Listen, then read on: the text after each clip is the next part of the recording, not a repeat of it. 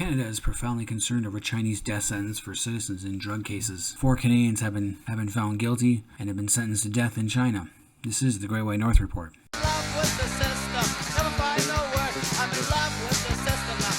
So earlier this month, 2 Canadians were sent to China's death row in as many days. The death sentences are handed down this week amid unresolved tensions between Beijing and Ottawa over Canada's arrest of Huawei executive Meng Wanzhou. Yi Jianhui was sentenced Friday by the Municipal Intermediate People's Court in the southern city of Foshan on convictions for manufacturing and transporting drugs, according to a court notice. He was one of a group of people, and not all of them were given the death penalty. Most were given life imprisonment. Mr. Yi is the 4th Canadian citizen known to have received the death penalty in China. And earlier,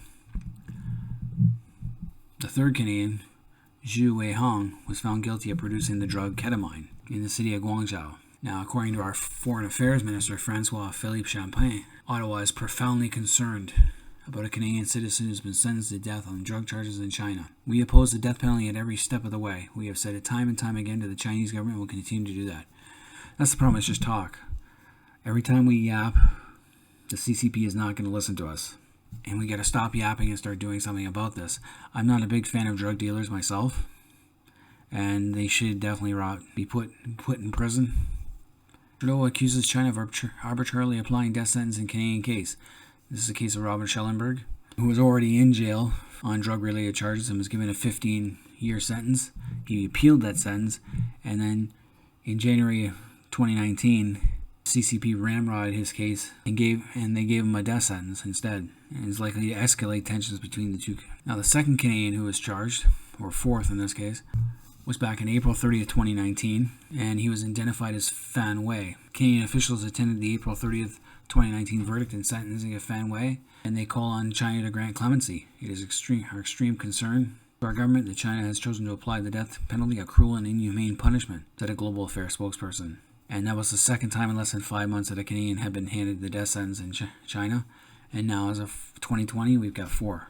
Now, these 4 Canadians who have been sentenced to the death penalty in China, I know Mr. Schellenberg, he'd already been convicted of dealing drugs in Canada, so he already had a criminal past.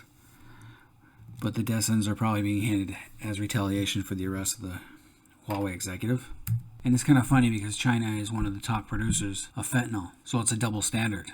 China has a huge chemical industry that's not well regulated, of 400,000 chemical manufacturers and distributors. Most operate legally, some operate illegally, and others are in between.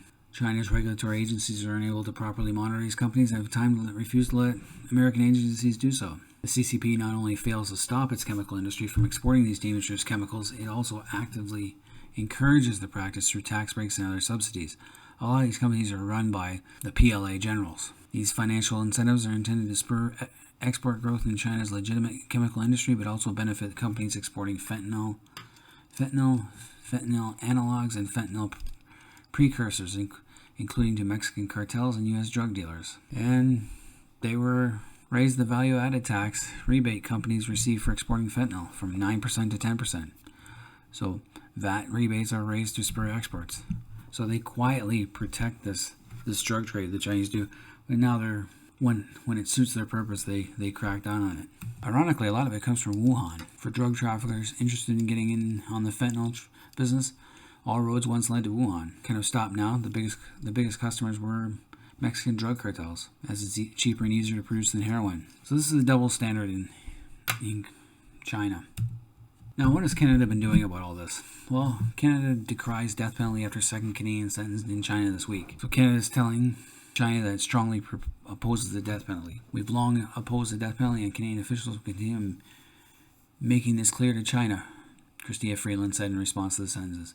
We believe it is cruel and inhumane punishment, and we make that clear to all of our interlocutors everywhere. We have made that clear in our conversation with China and will continue to do so. So obviously, talk is cheap, and nothing's going to happen that way. As much as I like Chrystia Freeland, she can't do anything.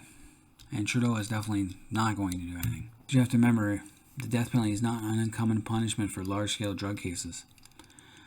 but the legal system in China is not exactly a fair one, and those who find themselves accused of a crime even without the existence of diplomatic tensions, if you are charged in China, 99.9% of the time you are found guilty. The opportunity for self-defense is next to nil in China, so you have to consider that not all these cases are necessarily a focus of guilt. They happen to be the wrong place at the wrong time with the wrong people. So again, the proudly concerned about citizens facing death penalty in China. Again, the CCP is not going to take us seriously, and it's time for Canada to take tougher action. This is one of the things we can do. The Harper government introduced Freezing Assets of Corrupt Regimes Act back in March 3rd, 2011. This basically allows us to freeze the assets of corrupt regimes and to give the government of Canada new and more robust tools in our fight against corruption and the misappropriation of state funds by repressive foreign leaders. Well, I don't know what else you'd call the CCP. It will also allow Canada to act upon the request of a foreign state to freeze the assets of their former leaders and members of their entourage, including family members, senior officials, and associates may have placed in Canadian financial institutions. Canada authority to seize any property such individuals may own in this country. So technically, Taiwan could ask us to do this if we were to switch our recognition back to Taiwan. Now, they're applying it mostly to the Middle East and North Africa, but I'm sure we could apply it to China. So according to the National Post, Terry Glavin, Canada has options to fight back against China. We only lack leadership. And that's true. We lack the leadership. Trudeau was a weak prime minister and he was re-elected with a minority government last year.